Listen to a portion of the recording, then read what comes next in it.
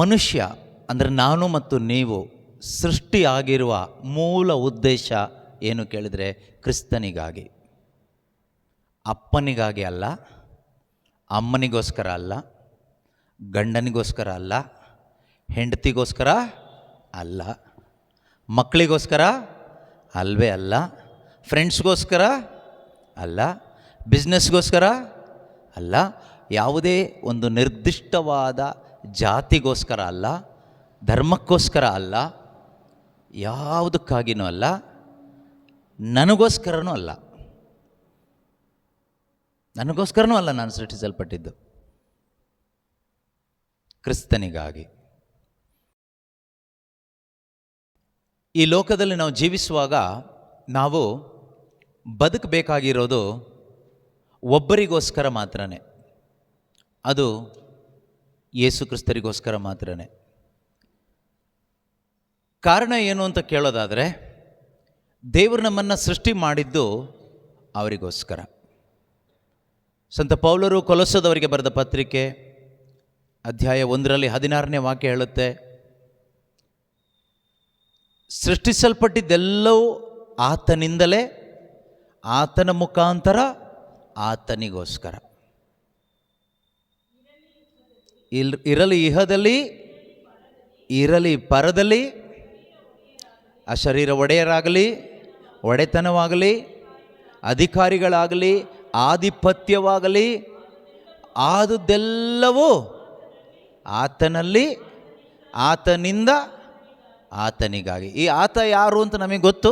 ಅದರ ಹಿಂದಿನ ವಾಕ್ಯ ಹೇಳುತ್ತೆ, ಯೇಸು ಕ್ರಿಸ್ತರು. ಅದೃಶ್ಯ ದೇವನ ಸದೃಶ್ಯ ರೂಪನು ಕ್ರಿಸ್ತನು.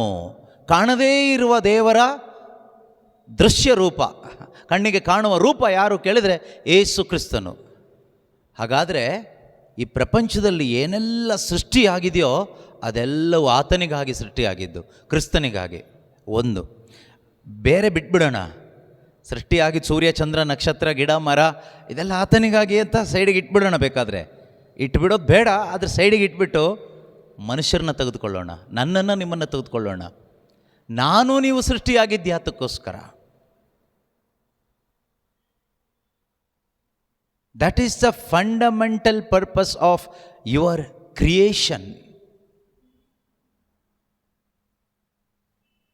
That is the first and foremost purpose of your creation. ನನ್ನನ್ನು ನಿಮ್ಮನ್ನು ಸೃಷ್ಟಿ ಮಾಡಿದ್ದರ ಮೂಲ ಉದ್ದೇಶ, ಮುಖ್ಯ ಉದ್ದೇಶ, ಮೊಟ್ಟ ಮೊದಲನೇ ಉದ್ದೇಶ ಕ್ರಿಸ್ತನಿಗಾಗಿ. ಯಾರಿಗಾಗಿ? ಕ್ರಿಸ್ತನಿಗಾಗಿ, ಬೇರೆ ಯಾರಿಗಾಗಿನೂ ಅಲ್ಲ, ಯೇಸು ಕ್ರಿಸ್ತನಿಗೋಸ್ಕರ. ರೋಮನ್ರಿಗೆ ಬರೆದ ಪತ್ರಿಕೆಯಲ್ಲೂ ಕೂಡ ಇದೆ, 11ನೇ ಅಧ್ಯಾಯ 36ನೇ ವಚನದಲ್ಲೂ ಕೂಡ ನಾವು ಓದ್ತೀವಿ. ರೋಮನ್ಸ್ 11:36. ಸಂತ ಪೌಲರು ರೋಮನ್ರಿಗೆ ಬರೆದ ಪತ್ರಿಕೆ ಅಧ್ಯಾಯ 11 ವಾಕ್ಯ 36ರಲ್ಲಿ ನಾವು ಓದ್ತೀವಿ, ಸಮಸ್ತವೂ ಉಂಟಾಗುವುದು ಅವರಿಂದಲೇ, ಮುಂದುವರಿಯುವುದು ಅವರ ಮುಖಾಂತರವೇ, ಇರುವುದು ಅವರಿಗೋಸ್ಕರವೇ. See, page number 298, page number, ಹೊಸ ಒಡಂಬಡಿಕೆಯಲ್ಲಿ, ಹೊಸ ಒಡಂಬಡಿಕೆ ಭಾಗದಲ್ಲಿ 298. ಓಕೆ, ಈ ಕಡೆ ಕೇಳಿಸ್ಕೊಳ್ಳಿ. ಮನುಷ್ಯ ಅಂದರೆ ನಾನು ಮತ್ತು ನೀವು ಸೃಷ್ಟಿಯಾಗಿರುವ ಮೂಲ ಉದ್ದೇಶ ಏನು ಕೇಳಿದರೆ ಕ್ರಿಸ್ತನಿಗಾಗಿ. ಅಪ್ಪನಿಗಾಗಿ ಅಲ್ಲ, ಅಮ್ಮನಿಗೋಸ್ಕರ ಅಲ್ಲ, ಗಂಡನಿಗೋಸ್ಕರ ಅಲ್ಲ, ಹೆಂಡತಿಗೋಸ್ಕರ ಅಲ್ಲ, ಮಕ್ಕಳಿಗೋಸ್ಕರ ಅಲ್ವೇ ಅಲ್ಲ, ಫ್ರೆಂಡ್ಸ್ಗೋಸ್ಕರ ಅಲ್ಲ, ಬಿಸ್ನೆಸ್ಗೋಸ್ಕರ ಅಲ್ಲ, ಯಾವುದೇ ಒಂದು ನಿರ್ದಿಷ್ಟವಾದ ಜಾತಿಗೋಸ್ಕರ ಅಲ್ಲ, ಧರ್ಮಕ್ಕೋಸ್ಕರ ಅಲ್ಲ, ಯಾವುದಕ್ಕಾಗಿಯೂ ಅಲ್ಲ, ನನಗೋಸ್ಕರನೂ ಅಲ್ಲ. ನನಗೋಸ್ಕರನೂ ಅಲ್ಲ ನಾನು ಸೃಷ್ಟಿಸಲ್ಪಟ್ಟಿದ್ದು, ಕ್ರಿಸ್ತನಿಗಾಗಿ. ಯಾರಿಗಾಗಿ? ಕ್ರಿಸ್ತನಿಗಾಗಿ. ಈಗ ಪ್ರಶ್ನೆ ಏನು ಅಂದರೆ, ಕ್ರಿಸ್ತನಿಗಾಗಿ ಅಂತ ನಾವು ಬದುಕ್ತಾ ಇದ್ದೀವ, ಅಥವಾ ಕ್ರಿಸ್ತನಿಗೆ ನಾನು ಉಪಯೋಗ ಆಗ್ತಾ ಇದ್ದೀನ?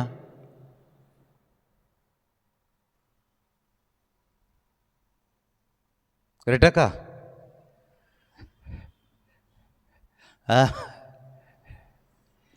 ಕ್ರಿಸ್ತನಿಗಾಗಿ ನಾನು ಬದುಕ್ತಾ ಇದ್ದೀನ? ಕ್ರಿಸ್ತನಿಗೆ ನಾನು ಉಪಯೋಗ ಆಗ್ತಾ ಇದ್ದೀನ?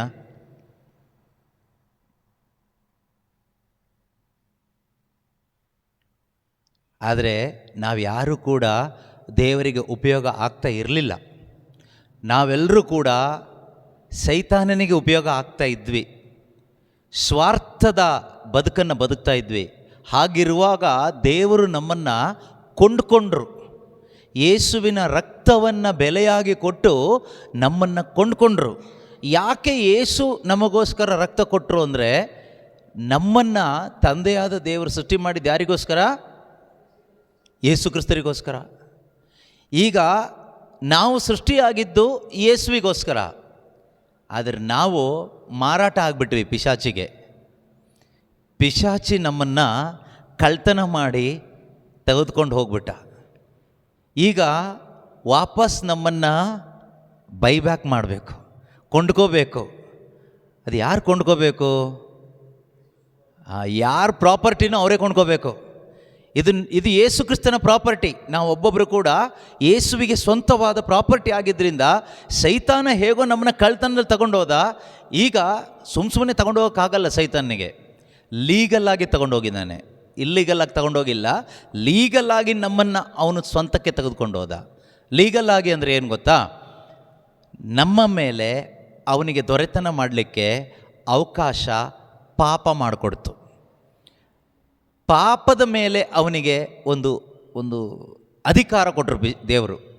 ಇವನಲ್ಲಿ ಪಾಪ ಇದ್ದರೆ ನೀನು ಅವನು ಹಿಡ್ಕೊ, ಇಲ್ಲಾಂದರೆ ನಿನಗೆ ಪರ್ಮಿಷನ್ ಇಲ್ಲ. ಪಾಪ ಇದ್ದರೆ ಅವನನ್ನು ಹಿಡ್ಕೋಬೋದು. ಹಾಗೆ ಆದಾಮ ಪಾಪ ಮಾಡಿದಾಗ ಆದಾಮನ್ನು ಹಿಡ್ಕೊಂಡ. ಹೀಗೆ ಆದಾಮನಲ್ಲಿ ನಾವೆಲ್ಲರೂ ಇದ್ವಿ, ಎಲ್ಲರೂ ಅವನ ವಶದಲ್ಲಿ ಸಿಕ್ಕಾಕೊಂಡ್ವಿ. ಈಗ ಇಲ್ಲಿಗಲಾಗಿ ಅವನು ತೆಗೆದುಕೊಂಡು ಹೋಗಿಲ್ಲ, ಕಳ್ತನ ಮಾಡ್ಕೊಂಡು ಹೋಗಿಲ್ಲ. ನಮ್ಮನ್ನು ಲೀಗಲಾಗಿ ಕಳ್ತನ ಮಾಡ್ಕೊಂಡು ಹೋಗಿದ್ದಾನೆ, ತಗೊಂಡು ಹೋಗಿದ್ದಾನೆ. ಈಗ ದೇವರಿಗೆ ಇಲ್ಲಿಗಲಾಗಿ ವಾಪಸ್ ತಗೊಬರೋಕ್ಕಾಗಲ್ಲ, ಲೀಗಲಾಗಿಯೇ ವಾಪಸ್ ತಗೊಬರಬೇಕು. ಲೀಗಲಾಗಿ ತಗೊಬರ್ಬೇಕಾದ್ರೆ ಈಗ ಫಾರ್ ಎಕ್ಸಾಂಪಲ್ ಯೇಸು ಕ್ರಿಸ್ತರು ಈಗ ಕೇಳ್ತಾರೆ, ನನಗೋಸ್ಕರ ಅಪ್ಪ ಇವ್ರನ್ನೆಲ್ಲ ನೀನು ಸೃಷ್ಟಿ ಮಾಡಿದೀಯಾ, ಇವ್ರನ್ನೆಲ್ಲ ನನಗೆ ಕೊಟ್ಟುಬಿಡು. ಆಗ ಇನ್ನೊಬ್ಬ ವಿರೋಧಿ ಅಡ್ವೊಕೇಟ್ ನಿಂತ್ಕೊಂಡು ಹೇಳ್ತಾನೆ, ದೇವರೇ ನೀನು ನೀತಿವಂತ, ನೀನು ನ್ಯಾಯವಂತ, ನೀನು ಅನ್ಯಾಯ ಮಾಡೋದಿಲ್ಲ. ಆದರೆ ನಾನು ಈ ಮನುಷ್ಯರನ್ನು ಅನ್ಯಾಯವಾಗಿ ನನ್ನ ವಶಕ್ಕೆ ತಗೊಂಡಿಲ್ಲ. ನಿನ್ನ ನ್ಯಾಯದ ಪ್ರಕಾರನೇ, ವೇಜಸ್ ಆಫ್ ಸಿನ್, ಪಾಪದ ಸಂಬಳ ಮರಣ, ಅದ್ರ ಪ್ರಕಾರ ಮರಣಾಧಿಕಾರಿಯಾಗಿರುವ ನಾನು ಇವರನ್ನು ನನ್ನ ವಶಕ್ಕೆ ನಾನು ತೆಗೆದುಕೊಂಡಿದ್ದೀನಿ. ನಂದೇನಾದರೂ ತಪ್ಪಿದೆಯಾ? ಇಲ್ಲ, ನಿಂದೇನೂ ತಪ್ಪಿಲ್ಲ. ಹಾಗಾದರೆ ಈಗ ದೇವರು ಹೇಳ್ತಾರೆ, ಏನಂತ ಹೇಳ್ತಾರೆ ಗೊತ್ತಾ? ಈ ಪಾಪಕ್ಕೆ ಏನಾದರೂ ಪ್ರಾಯಶ್ಚಿತ ಮಾಡೋದಾದರೆ, ಈಗ ಪಾಪ ಅನ್ನೋ ಒಂದು ಬಂಧನದಲ್ಲಿ ಸಿಕ್ಕಾಕೊಬಿಟ್ಟಿದ್ದಾರೆ ಎಲ್ಲರೂ. ಇದಕ್ಕೇನಾದರೂ ಪ್ರಾಯಶ್ಚಿತ ಮಾಡೋದಾದರೆ ಖಂಡಿತವಾಗಲೂ ಲೀಗಲಿ ನಾನು ಇವ್ರನ್ನ ನಿನ್ನ ವಶಕ್ಕೆ ಕೊಡ್ಬೋದು ಅಂತ ಯೇಸುಗೆ ಹೇಳ್ತಾರೆ. ದೇವ್ರು ಹೇಳ್ತಾರೆ, ಇದಕ್ಕೆ ಪೆನಾಲ್ಟಿ ಕಟ್ಟಬೇಕಾಗುತ್ತೆ. ಇವರು ಮಾಡಿದ ಪಾಪಕ್ಕೆ ಪೆನಾಲ್ಟಿ ಕಟ್ಟಬೇಕಾಗತ್ತೆ. ಯೇಸು ಹೇಳಿದರು, I am ready to pay the penalty, legally I will pay. Legally pay ಮಾಡಬೇಕಾದ್ರೆ ಅಷ್ಟು ಸುಲಭ ಅಲ್ಲ. ಲೀಗಲಾಗಿ ಪೇ ಮಾಡಬೇಕಾದ್ರೆ ಒಂದು ದೇಹ ಬೇಕು. ಅನೀತಿಯ ಜೀವನ ಜೀವಿಸಿದ ದೇಹ ಹೇಗೇನೋ ಹಾಗೆ ನೀತಿಯ ಜೀವನ ಜೀವಿಸುವ ಒಂದು ದೇಹ ಬೇಕು. ಆದ್ದರಿಂದ ದೇವರು, ಯೇಸು ಕ್ರಿಸ್ತರು ಸ್ವರ್ಗದಲ್ಲಿ ವಾಕ್ಯವಾಗಿದ್ದ ದೇವರು ಈ ಭೂಮಿಗೆ ಶರೀರ ತಗೊಂಡು ಬರಲೇಬೇಕಾಯಿತು. ಬೇರೆ ದಾರಿ ಇಲ್ಲ. ಲೀಗಲಾಗಿ ದೇವರು ನಮ್ಮನ್ನು ಕಾಪಾಡಬೇಕಾದ್ರೆ, ಪಿಶಾಚಿ ವಶದಿಂದ ಬಿಡಿಸ್ಬೇಕಾದ್ರೆ ನೋಡಿ ಎಷ್ಟು ದೇವರಿಗೆ ತೊಂದರೆ ಆಗಿದೆ, ನಮ್ಮಿಂದ ಎಷ್ಟು ತ್ಯಾಗ ಮಾಡಿದ್ದಾರೆ. ಪಾಪ ಕ್ಷಮಿಸಲಿಕ್ಕೆ ಅವ್ರ ಮನುಷ್ಯನಾಗಿ ಬರೋ ಅವಶ್ಯಕತೆ ಇಲ್ಲ. ನಿನ್ನ ಪಾಪ ಕ್ಷಮಿಸಲಾಗಿದೆ ಹೇಳಿದರೆ ಪಾಪ ಕ್ಷಮೆ ಆಗುತ್ತೆ. ಆದರೆ ನಮ್ಮನ್ನು ವಾಪಸ್ ಬೈ ಬ್ಯಾಕ್ ಪಿಶಾಚಿ ಲೀಗಲಿ ತಗೊಂಡು ಹೋಗಿದ್ನಲ್ಲ ನಮ್ಮನ್ನು, ಮರಣದ ಅಧೀನದಲ್ಲಿ ನಮ್ಮನ್ನು ಬಂಧಿಸಿಟ್ಟಿದ್ದ. We were under the bondage of death. ಇಬ್ರಿಯರಿಗೆ ಬರೆದ ಪತ್ರಿಕೆಯಲ್ಲಿ ಹೇಳ್ತಾರಲ್ವಾ, ಮರಣಾಧಿಕಾರಿಯಾಗಿದ್ದ ಪಿಶಾಚಿ. ಮರಣಾಧಿಕಾರಿ ಯಾರು? ಇಬ್ರಿಯರಿಗೆ ಬರೆದ ಪತ್ರಿಕೆ 2ನೇ ಅಧ್ಯಾಯ 14ನೇ ವಾಕ್ಯ ಅನಿಸುತ್ತೆ, ಹೀಬ್ರೂಸ್ 2:14. ಅಲ್ಲಿ ಹೇಳ್ತಾರೆ, ಇದಲ್ಲದೆ ಮಕ್ಕಳು ರಕ್ತ ಮಾಂಸಧಾರಿಗಳಾಗಿರುವುದರಿಂದ ಯೇಸುವು ಕೂಡ ಅವರಂತೆ ರಕ್ತ ಮಾಂಸಧಾರಿಯಾದರು. ಹೀಗೆ ಮರಣಾಧಿಕಾರಿಯಾಗಿದ್ದ, ಅಂದರೆ ಮರಣದ ಮೇಲೆ ಅಧಿಕಾರ ಹೊಂದಿದ್ದ ಸೈತಾನನನ್ನು ತಮ್ಮ ಮರಣದಿಂದಲೇ ಸೋಲಿಸಲು ಮತ್ತು ಈ ಮರಣ ಭಯದ ನಿಮಿತ್ತ ತನ್ನ ಜೀವನದುದ್ದಕ್ಕೂ ದಾಸತ್ವದಲ್ಲಿ ಇದ್ದವರನ್ನು ಬಿಡುಗಡೆ ಮಾಡಲು ಅವರು ಮನುಷ್ಯರಾದರು. ಹಾಲೆಲೂಯ. ಯೇಸು ಮನುಷ್ಯರಾಗಿದ್ದು ಯಾಕೆ? ಪಾಪ ಪರಿಹಾರ ಮಾಡಲಿಕ್ಕೆ ಅಂತ ನಾವು ಹೇಳ್ತೀವಿ. ಅದಕ್ಕಲ್ಲ ಅಂದರೆ ಅಲ್ಲ ಅಂತ ಅಲ್ಲ, ಅದಕ್ಕೆ ಮಾತ್ರ ಅಲ್ಲ. ಮತ್ತು ಅದನ್ನು ಕಟ್ ಮಾಡಿ ಯೂಟ್ಯೂಬಲ್ಲಿ ನೀವು ಮತ್ತೆ ಪೋಸ್ಟ್ ಮಾಡಬೇಡಿ, ಪಾಪ ಪರಿಹಾರಕ್ಕಲ್ಲ ಅಂತ. ಪಾಪ ಕ್ಷಮೆ ಮಾಡಲಿಕ್ಕೇ. ಪಾಪ ಕ್ಷಮೆ ಸ್ವರ್ಗದಲ್ಲೇ ಅವ್ರಿಗೆ ಕ್ಷಮಿಸ್ಬೋದಾಗಿತ್ತು. ಆದರೆ ಲೀಗಲ್ ಆಗಿ ನಮ್ಮನ್ನು ವಾಪಸ್ ಕೊಂಡ್ಕೋಬೇಕಾದ್ರೆ ಒಂದು ದೇಹ ಬೇಕೇ ಬೇಕಿತ್ತು. ಕಾರಣ ಏನು ಕೇಳಿದರೆ, ಆದಾಮನಿಗೆ ಒಂದು ದೇಹ ಇತ್ತು, ಆ ದೇಹದ ಮುಖಾಂತರನೇ ಪಾಪ ಮಾಡಿದ್ದು. ಆಗ ಆದಾಮನಲ್ಲಿ ನಾವಿದ್ವಿ, ನಾವು ಪಾಪಿಗಳಾದ್ವಿ.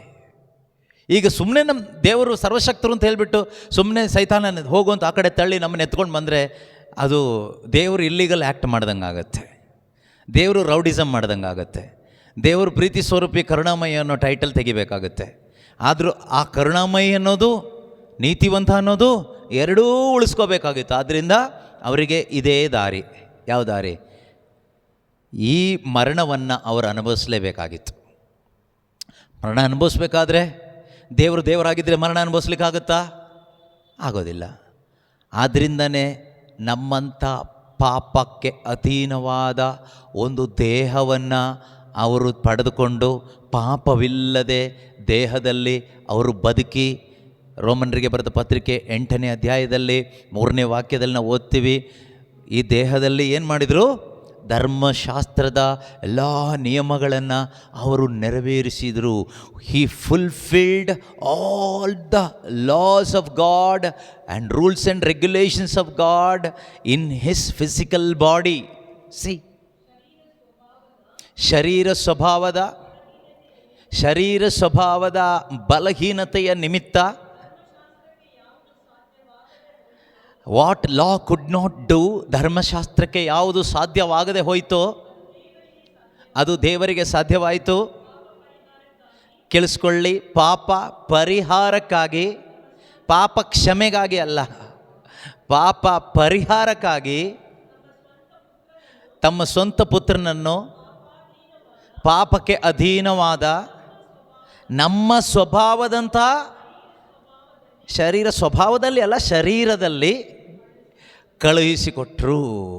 ಯಾಕೆ? ಆ ಸ್ವಭಾವದಲ್ಲೇ ಅಥವಾ ಆ ಶರೀರದಲ್ಲೇ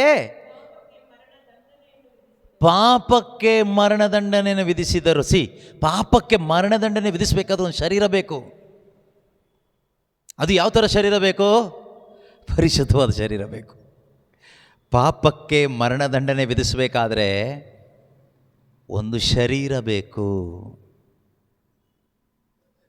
ಈಗ ನನ್ನ ಪಾಪಕ್ಕೆ ನನ್ನ ಶರೀರದಲ್ಲಿ ಮರಣದಂಡನೆ ದೇವರಿಗೆ ಕೊಡ್ಬೋದಾಗಿತ್ತು.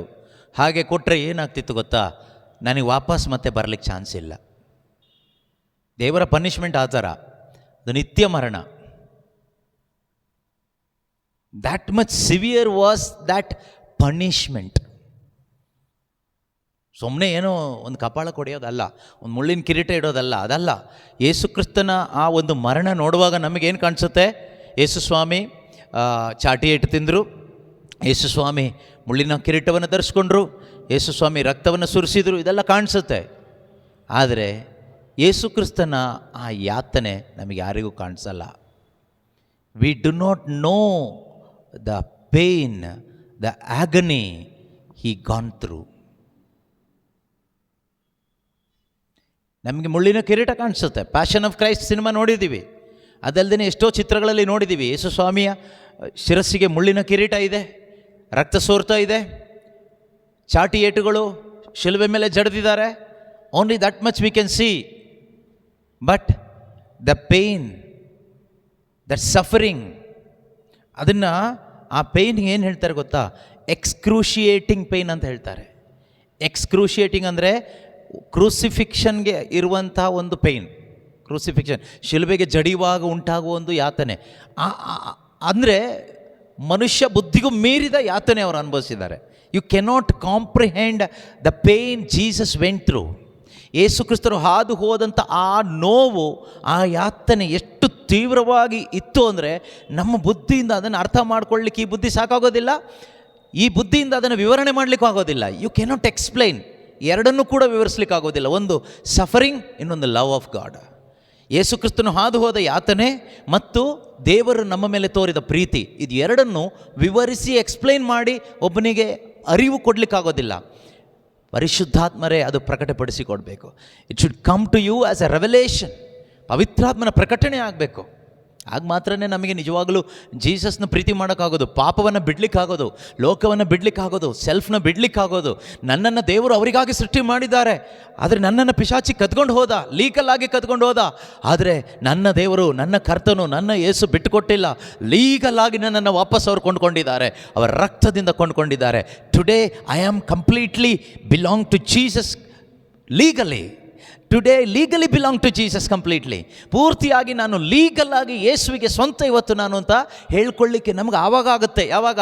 ಇದೊಂದು ಪ್ರಕಟಣೆಯಾಗಿ ನಮ್ಮಲ್ಲಿ ಬಂದಾಗ. ಇಲ್ಲದೇ ಇದ್ದರೆ ಐ ಬಿಲಾಂಗ್ ಟು ಜೀಸಸ್, ನಾನು ಯೇಸುವಿಗೆ ಸೇರಿದವನು, ನಾನು ಸ್ವರ್ಗ ಸಾಮ್ರಾಜ್ಯದ ಪ್ರಜೆ, ನಾನು ದೇವರ ಮಗ, ಯೇಸು ಕ್ರಿಸ್ತರು ನನ್ನ ರಕ್ಷಕರು, ಇದೆಲ್ಲ ಹೇಳಲಿಕ್ಕೆ ಏನು ನಮಗೆ ರೆವಲೇಷನ್ ಬೇಕಾಗಿಲ್ಲ, ಪ್ರಕಟಣೆ ಬೇಕಾಗಿಲ್ಲ. ಅದಕ್ಕೆ ನಾನು ಕೇಳಿದ್ದು, ಕ್ರಿಸ್ತನಿಗಾಗಿ ಬದುಕಲಿಕ್ಕೆ ಆಗ್ತಾ ಇದೆಯಾ? ನೋಡಿ, ನೀವು ಯೋಚನೆ ಮಾಡ್ಬೋದು, ಇಲ್ಲಿ ಬಂದು ನಾವು ಪ್ರಬೋಧನೆ ಮಾಡೋದು, ಹಾಡು ಹೇಳೋದು, ಸ್ತುತಿ ಮಾಡೋದೆಲ್ಲ ಕ್ರಿಸ್ತನಿಗಾಗಿ ಬದುಕೋದು ಅಂತ. ಖಂಡಿತ ಅಲ್ಲ. ಕ್ರಿಸ್ತನಿಗಾಗಿ ಬದುಕೋದು ಅಂದರೆ ಈ ಕರಿಸ್ಮ್ಯಾಟಿಕ್ ಜೀವನ ಜೀವಿಸೋದಲ್ಲ. ಕ್ರಿಸ್ತನಿಗಾಗಿ ಬದುಕೋದು, ಕ್ರಿಸ್ತನಿಗಾಗಿ ಬದುಕೋದು ಅಂದರೆ literally denying yourself, taking up the cross, following his footsteps. That is what living for Jesus. Not holding a mic and preaching. No, ಇದಲ್ಲ. ಇದೊಂದು ಗಿಫ್ಟ್ ಆಪರೇಟ್ ಆಗ್ತಾಯಿದೆ ಅಷ್ಟೇ, ಬೇರೆ ಏನಿಲ್ಲ. ಒಂದು ಪವಿತ್ರಾತ್ಮನ ಒಂದು ವರ ಕಾರ್ಯವಾಗ್ತಾ ಇದೆ ನನ್ನಲ್ಲಿ, ಅಷ್ಟೇ. ಬಿಟ್ಟರೆ ಕ್ರಿಸ್ತನಿಗಾಗಿ ಬದುಕೋದು ಇದಲ್ಲ, ವರದಾನದಲ್ಲಿ ಬದುಕೋದಲ್ಲ. ಕ್ರಿಸ್ತನಿಗಾಗಿ ನಾವು ಬದುಕೋದು ಅಂದರೆ, ಕ್ರಿಸ್ತನಿಗಾಗಿ ಬದುಕೋದು ಅಂದರೆ ಏನು ಗೊತ್ತಾ? I am no more. ನಾನು ಯಾರಿಗಾಗಿಯೂ ಇಲ್ಲ. ಪೌಲರು ಹೇಳ್ತಾರಲ್ವ, I am crucified with Christ to the world. I am crucified. ಲೋಕದ ಪಾಲಿಗೆ ನಾನು ಶಿಲುಬೆಗೆ ಜಡಿಯಲ್ಪಟ್ಟಿದ್ದೇನೆ. That means I am no more. ನಾನಿಲ್ಲ.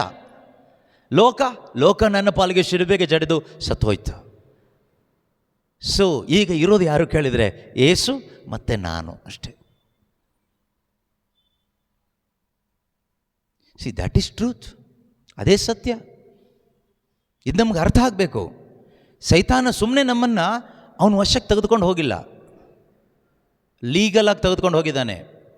ಅವನಿಗೆ ಒಬ್ಬನ ಮೇಲೆ ಕೈ ಇಡ್ಲಿಕ್ಕೆ ಹಕ್ಕು ಬರಬೇಕಾದ್ರೆ ದೇವರು ಕೊಡದೆ ಹಕ್ಕು ಬರಲ್ಲ. ಅಥಾರಿಟಿ ಎಲ್ಲ ಬರೋದು ದೇವರಿಂದಾನೆ. ಈವನ್ ಪಿಶಾಚಿಗೂ ಅಥಾರಿಟಿ ದೇವರೇ ಕೊಟ್ಟಿದ್ದು. ದೇವರು ಕೊಡದೆ ಅವನಿಗೆ ಅಥಾರಿಟಿ ಇಲ್ಲ, ಅಧಿಕಾರ ಇಲ್ಲ. ಅದಕ್ಕೆ ನಮಗೆ ಬೆಸ್ಟ್ ಎಕ್ಸಾಂಪಲ್, ನಮಗೆ ಈಸಿ ಅರ್ಥ ಆಗಲಿಕ್ಕೆ ಯೋಬನ ಜೀವನದ ಮೇಲೆ ಕೈ ಇಡಲಿಕ್ಕೆ ದೇವರು ಅವಕಾಶ ಕೊಟ್ಟರು. ಅವನಿಗೊಂದು ಆ ಕ್ಷಣದಲ್ಲಿ ಒಂದು ಹಕ್ಕು ಕೊಟ್ಟರು. ಅದೇ ರೀತಿಯಲ್ಲಿ ಶುಭ ಸಂದೇಶದಲ್ಲಿ ನಾವು ನೋಡುವಾಗ ಪೇತ್ರನ ಕುರಿತಾಗಿ ಯೇಸು ಮಾತಾಡ್ತಾರೆ, ಪೇತ್ರ, ಸೈತಾನನು ನಿನ್ನನ್ನು ಪರಿಶೋಧನೆ ಮಾಡಲಿಕ್ಕೆ ಅಪ್ಪಣೆ ಕೇಳಿಕೊಂಡಿದ್ದಾನೆ. He has asking the permission. He asked and got the permission to test you. So ನಾನು ನಿನಗೋಸ್ಕರ ಪ್ರಾರ್ಥನೆ ಮಾಡಿದ್ದೀನಿ. ಪರ್ಮಿಷನ್ ಸಿಕ್ಕಿದ್ದಕ್ಕೆ ತಾನೇ ಪ್ರಾರ್ಥನೆ ಮಾಡಿದ್ದು. ದೇವರು ಪರ್ಮಿಷನ್ ಕೊಟ್ಟಿದ್ದಾರೆ ಪಿಶಾಚಿಗೆ ಪೇತ್ರನನ್ನು ಟೆಸ್ಟ್ ಮಾಡಲಿಕ್ಕೆ. ಆದ್ದರಿಂದನೇ ಯೇಸು ಪ್ರಾರ್ಥಿಸಿದ್ದು ಪೇತ್ರನಿಗೋಸ್ಕರ. ನಾನು ಪ್ರಾರ್ಥನೆ ಮಾಡಿದ್ದೀನಿ ನಿನಗೋಸ್ಕರ ಅಂತ ಹೇಳ್ತಾರೆ. ಸೊ ಈ ಸೈತಾನನಿಗೆ ಇಲ್ಲಿಗಲ್ ಆಗಿ ಅವನು ಕೈ ಹಾಕಿಲ್ಲ. ಅವನೊಂಥರ is not a foolish, okay, ಕನ್ನಿಂಗ್.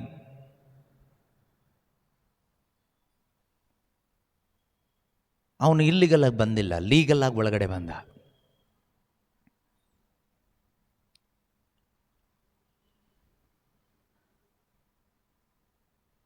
ಒಳಗೆ ಬರಲಿಕ್ಕೆ ದಾರಿ ಅವನೇ ಮಾಡಿ ತೋರಿಸ್ತಾನೆ. ಬೇಕಾದರೆ ಶೋಧನೆಗಳನ್ನ ಕೊಡ್ತಾನೆ, ಟೆಂಪ್ಟೇಷನ್ ಕೊಡ್ತಾನೆ. ಬಟ್ ನಾವು ಬಿದ್ದು ಹೋಗ್ತೀವಿ. ಬಿದ್ದು ಹೋದಾಗ ಅವ್ನು ಲೀಗಲ್ ಆಗಿ ಅವನಿಗೆ ನಾವು ಅವಕಾಶ ಮಾಡಿಕೊಟ್ಟಂಗೆ ಆಗುತ್ತೆ. ಇಲ್ಲಾಂದರೆ ಪೌಲರು ಯಾಕೆ ಹೇಳಬೇಕು, ಸೈತಾನನಿಗೆ ಎಡೆ ಮಾಡಿ ಕೊಡಬೇಡಿ. Do not let the Satan, don't let the devil, ಸೈತಾನನಿಗೆ ಅವಕಾಶ ಮಾಡಿ ಕೊಡಬೇಡಿ. ಅದರ ಅರ್ಥ ಏನು? ಮಾಡಿಕೊಟ್ರೆ ಅವನ ಒಳಗಡೆ ಬರ್ತಾನೆ. ಮಾಡಿಕೊಡೋದಂದ್ರೆ ಯಾವ ಥರ? ತುಂಬ ಸಿಂಪಲ್. ನೀವು ನಿಮಗಾಗಿ ಬದುಕಿ, ಅದೇ ಸಾಕು. ಸ್ವಾರ್ಥದ ಜೀವನ, selfish life, self centred life. ಏದೇನು ತೋಟದಲ್ಲಿ ಅವನು ಹಾಗೆ ಒಳಗೆ ಬಂದಿದ್ದು. ಏದೇನು ತೋಟದಲ್ಲಿ ಮನುಷ್ಯರನ್ನ ದೇವರು ಸೃಷ್ಟಿ ಮಾಡಿದರು. ಯಾಕೆ? ದೇವರಿಗಾಗಿ ಬದುಕಲಿಕ್ಕೆ. ದೇವರಿಗಾಗಿ ಬದುಕೋದಂದರೆ ನಾನು ಹೇಳಿದೆ, deny your self, take up the cross, follow him. ನಿನ್ನನ್ನೇ ನಿನ್ನ ಪರಿತ್ಯಜಿಸು, ಶಿಲುವೆಯನ್ನು ಹೊತ್ಕೋ, ಹಿಂಬಾಲಿಸು ಯೇಸುವನ್ನು. ಯೇಸುಗಾಗಿ ಬದುಕೋದಂದರೆ ಅದು. ಓಕೆ, ಇನ್ನು ನಮಗೆ ಸ್ವಲ್ಪ ಈಸಿಯಾಗಿ ಅರ್ಥ ಮಾಡ್ಕೋಬೇಕಂದ್ರೆ, ದೇವರು ಏನು ಹೇಳಿದಾರೋ ಅದನ್ನು ಮಾಡು ಅಷ್ಟೇ. ದೇವರು ಏನು ಹೇಳಿದಾರೋ ಅದನ್ನು ಮಾತ್ರ ಮಾಡಬೇಕು. ದೇವರು ಏನು ಮಾಡಬೇಡ ಅಂತ ಹೇಳಿದಾರೋ ಮಾಡಬಾರ್ದು. ಏದೇನು ತೋಟದಲ್ಲಿ ಏನು ಮಾಡಿಸ್ದ ಪಿಶಾಚಿ? ಶೋಧನೆ ಕೊಟ್ಟ. ಯಾವ ರೀತಿಯಲ್ಲಿ? ದೇವರು ಏನನ್ನು ಮಾಡಬೇಡ ಅಂತ ಹೇಳಿದಾರೋ ಅದನ್ನು ಮಾಡಲಿಕ್ಕೆ ಬೇಕಾದ ಶೋಧನೆಯನ್ನು ಹೊರಗಡೆಯಿಂದ ಕೊಟ್ಟ. ಇವನು ಮಾಡ್ದ, ಆದಾಮನ ಮುಖಾಂತರ ನಾನು ಮಾಡಿದೆ, ನೀನು ಮಾಡಿದೆ, ಎಲ್ಲ ಮನುಷ್ಯರು ಮಾಡಿದರು, except one person, Jesus Christ. ಯೇಸು ಒಬ್ಬರನ್ನ ಬಿಟ್ಟು ಬಾಕಿ ಎಲ್ಲರೂ ಕೂಡ ಆದಾಮನಲ್ಲಿದ್ದರಿಂದ ಆದಾಮನ ಮುಖಾಂತರ ಎಲ್ಲರೂ ಆ ಪಾಪವನ್ನು ಮಾಡಿದ್ದಕ್ಕೆ ಸಮಾನವಾಯಿತು. ಪಾಪ ಮಾಡಿದಾಗ ಅದರ ಪರಿಣಾಮ ಏನಾಯಿತು? ದೇವರು ಹೇಳಿದರು, ಮರಣ, ಸಪ್ರೇಷನ್. ದೇವರಿಂದ ಬೇರ್ಪಡ್ತೀಯಾ? ದೇವರಿಂದ ಬೇರ್ಪಟ್ಟಾಗ ಅವನು ಯಾರ ಜೊತೆಗೆ ಆಟೋಮೆಟಿಕ್ಲಿ ಒಂದಾದ? ಪಿಶಾಚಿ ಜೊತೆಗೆ ಒಂದಾಗ, ಸೈತಾನನ ಅಧೀನಕ್ಕೆ ಬಂದ. ಈಗ ಆದಾಮನ ಜುಟ್ಟು ಸೈತಾನನ ಕೈಯಲ್ಲಿದೆ. ದೇವರು ಸುಮ್ಮನೆ ಬಂದು ಹೀಗೆ ಸೈತಾನನೇ ಹೋಗುವಂತ ತಳ್ಳಿ ಬಿಡಿಸ್ಕೊಂಡು ಹೋಗೋಕ್ಕಾಗಲ್ಲ. ಆಗ ಸೈತಾನ ಹೇಳ್ತಾನೆ, ನೀನೆಂಥ ದೇವರು? ನಿನಗೊಂದು ನ್ಯಾಯ, ನನಗೊಂದು ನ್ಯಾಯನಾ? ನಿನಗೊಂದು ನ್ಯಾಯ ನೀತಿ ಇಲ್ಲ, ನೀನು ದೇವರ ಅಂತ ಸೈತಾನ ಹೇಳೋಕ್ಕೆ ಚಾನ್ಸ್ ಇದೆ. ನೀವು ಯೋಚನೆ ಮಾಡ್ಬೋದು, ದೇವರಿಗೆ ಪವರ್ ಇತ್ತಲ್ವ, ಅಧಿಕಾರ ಇತ್ತಲ್ವ, ಜಾಡಿಸಿ ಒದ್ದು ಸೈತಾನನ ಅಧೀನದಿಂದ ಆದಾಮನನ್ನು ಬಿಡುಗಡೆ ಅವತ್ತೇ ಮಾಡ್ಬೋದಾಗಿತ್ತಲ್ವ. ದೇವರು ಆ ರೀತಿ ಎಲ್ಲ ಮಾಡೋ ದೇವರಲ್ಲ. ಅವರಿಗೆ ನಮ್ಮ ಥರ ಸ್ವಭಾವ ಅಲ್ಲ. ದೇವರಿಗೆ ದೇವರ ಪ್ರೀತಿ ಸ್ವರೂಪಿ. ಅವರು ನ್ಯಾಯವಂತರು, ನೀತಿವಂತರು. Is completely just God, righteous God, holy God. ಅವರ ಹೋಲಿನೆಸ್ಗೆ, ಅವರ ನೀತಿವಂತಿಕೆಗೆ ವಿರುದ್ಧವಾಗಿ ಅವರು ಇಲ್ಲಿಗಲ್ ಆಗಿ ಏನು ಮಾಡೋದಿಲ್ಲ. ನಾನು ನೀವು ಅವ್ರ ಹೆಸರು ಹೇಳ್ಕೊಂಡು ಎಲ್ಲ ಮಾಡ್ತೀವಿ, ಆದರೆ ದೇವರು ಆ ರೀತಿ ಮಾಡೋದಿಲ್ಲ, ಯಾವುದೂ ಮಾಡೋದಿಲ್ಲ.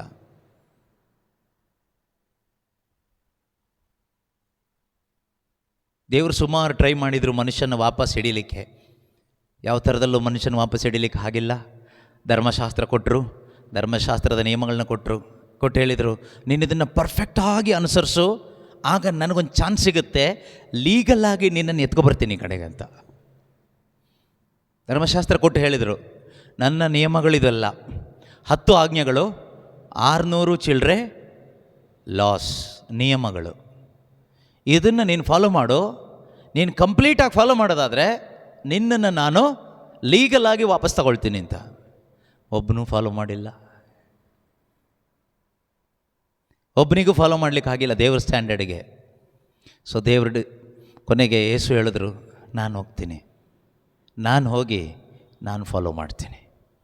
ಫಾಲೋ ಮಾಡಬೇಕಂದ್ರೆ ದೇವದೂತನ ಥರ ಬಂದು ಮಾಡಿ ಪ್ರಯೋಜನ ಇಲ್ಲ, ಅದು ಇಲ್ಲಿಗಲ್ ಆಯಿತು. ಜಾದೂಗಾರನ ಥರ ಬಂದು ಮಾಡಿ ಹೋದರೆ ಅದು ಇಲ್ಲಿಗಲ್ ಆಗುತ್ತೆ. ರಿಯಲ್ ಹ್ಯೂಮನ್ ಫ್ಲೆಶ್ ಆ್ಯಂಡ್ ಬ್ಲಡ್ಡಲ್ಲೇ ಬರಬೇಕು.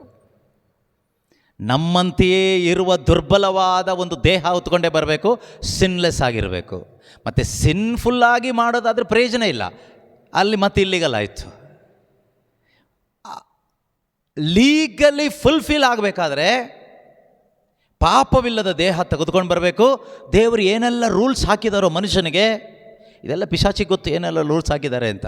ಇದೆಲ್ಲ ಫುಲ್ಫಿಲ್ ಆಗಬೇಕು. ಇದೆಲ್ಲವನ್ನು ಫುಲ್ಫಿಲ್ ಮಾಡುವ ಒಬ್ಬನೇ ಮನುಷ್ಯ ಬಂದಿಲ್ಲ. ಅದರಿಂದ ದೇವರು ಮನುಷ್ಯನಾಗಿಯೇ ಬರಬೇಕಾಯಿತು. ಶರೀರ ಮಾಂಸಧಾರಿಯಾಗಿ, ಮಕ್ಕಳು ರಕ್ತ ಮಾಂಸಧಾರಿಗಳಾಗಿರುವುದರಿಂದ ಆ ಮಕ್ಕಳನ್ನು ಮರಣಾಧಿಕಾರಿಯಾಗಿದ್ದ ಸೈತಾನನ ಕೈಯಿಂದ, ಪಿಶಾಚಿಯ ಕಡೆಯಿಂದ ಜೀವಮಾನದ ಉದ್ದಕ್ಕೂ ಆ ನಿತ್ಯ ಮರಣದ ಅಧೀನದಲ್ಲಿದ್ದವರನ್ನ ಬಿಡುಗಡೆ ಮಾಡೋದಕ್ಕೋಸ್ಕರ ಅವರೇನಾದರೂ ಮನುಷ್ಯರಾಗಲೇಬೇಕಾಯಿತು. ಹೀಗೆ ಅವರು ಮನುಷ್ಯರಾಗಿದ್ದು. ಮನುಷ್ಯರಾಗಿ ಬಂದು ಏನು ಮಾಡಿದರು? ಈಗ ತಾನೇ ನೀವು ಓದಿದ್ರಿ ರೋಮ 8:3-4 ವಾಕ್ಯದಲ್ಲಿ, ಧರ್ಮಶಾಸ್ತ್ರಕ್ಕೆ ಶರೀರದ ಬಲಹೀನತೆಯ ನಿಮಿತ್ತ ಯಾವುದು ಸಾಧ್ಯವಾಗಲಿಲ್ವೋ, ನನಗೂ ನಿನಗೂ ಸಾಧ್ಯವಾಗದೇ ಇರೋದನ್ನು ಯೇಸು ಕ್ರಿಸ್ತರು ತಮ್ಮ ದೇಹದಲ್ಲಿ ಅದನ್ನು ಸಾಧಿಸಿದರು. ಹಲ್ಲೆಲೂಯಾ. ಯೇಸು ಸಾಧಿಸಿದ್ದು ಯಾರಿಗೋಸ್ಕರ ಅಂದರೆ, ಯಾರಿಗೋಸ್ಕರ ಗೊತ್ತಾ? ನಮಗೋಸ್ಕರ. ನಮ್ಮನ್ನು ದೇವರು ಸೃಷ್ಟಿಸಿದ್ದು ಯೇಸುಗೋಸ್ಕರ. ಈಗ ಯಾವನೋ ಕಿಡ್ನಾಪ್ ಮಾಡ್ಕೊಂಡು ಹೋಗ್ಬಿಟ್ಟ, ಪಿಶಾಚಿ ಕಿಡ್ನಾಪ್ ಮಾಡ್ಕೊಂಡು ಹೋಗ್ಬಿಟ್ಟ. ಈಗ ವಾಪಸ್ ಕರ್ಕೊಂಡು ಬರೋದು ಯಾರು ಕರ್ಕೊಬರ್ಬೇಕು ಅಂದರೆ, ಯಾರಿಗೋಸ್ಕರ ನಾವಿದ್ದೀವೋ, ನಾವು ಯಾರ ಸ್ವಂತ ಜನನೋ ಅವರೇ ನಮ್ಮನ್ನು ವಾಪಸ್ ಬಿಡಿಸ್ಕೊಂಡು ಬರಬೇಕು. ಆದ್ದರಿಂದನೇ ಮಕ್ಕಳು ರಕ್ತ ಮಾಂಸಧಾರಿಗಳಾಗಿರೋದರಿಂದ ಮಕ್ಕಳನ್ನು ಬಿಡುಗಡೆ ಮಾಡಲಿಕ್ಕೆ ಅಪ್ಪ ಮನುಷ್ಯನಾಗಿ, ಪುತ್ರನಾಗಿ ಈ ಭೂಮಿಗೆ ಬಂದರು. ಸ್ವರ್ಗದಲ್ಲಿರ್ತಕ್ಕಂಥ ದೇವರು ಈ ಭೂಮಿಗೆ ಪುತ್ರನಾಗಿ, ಮನುಷ್ಯ ಪುತ್ರನಾಗಿ, ನರಪುತ್ರನಾಗಿ ಈ ಭೂಮಿಯಲ್ಲಿ ಬಂದು ಜೀವಿಸಿದರು. ನೀವು ಯೋಚನೆ ಮಾಡ್ಬೋದು, ಅವರು ಒಂದು ಸ್ವರ್ಗದಿಂದ ಹಾಗೆ ಒಂದು 33 ಇಯರ್ಸ್ ಯಂಗ್ ಆಗಿ ಇಳಿದು ಬರ್ಬೋದಾಗಿತ್ತಲ್ವ ಅಂತ ಅಲ್ವಾ? ಶಿಲುಬೆ ಮೇಲೆ ಸಾಯೋದಷ್ಟೇ ಮುಖ್ಯ ಆಗಿದ್ದರೆ ಸತ್ರ ಸಾಕಲ್ವ? ಯೇಸುವಿನ ಮರಣ ತಾನೇ ಮುಖ್ಯ ನಮಗೆ. ಯೇಸು ಹಾಗೆ ಇಳಿದು ಬಂದರು.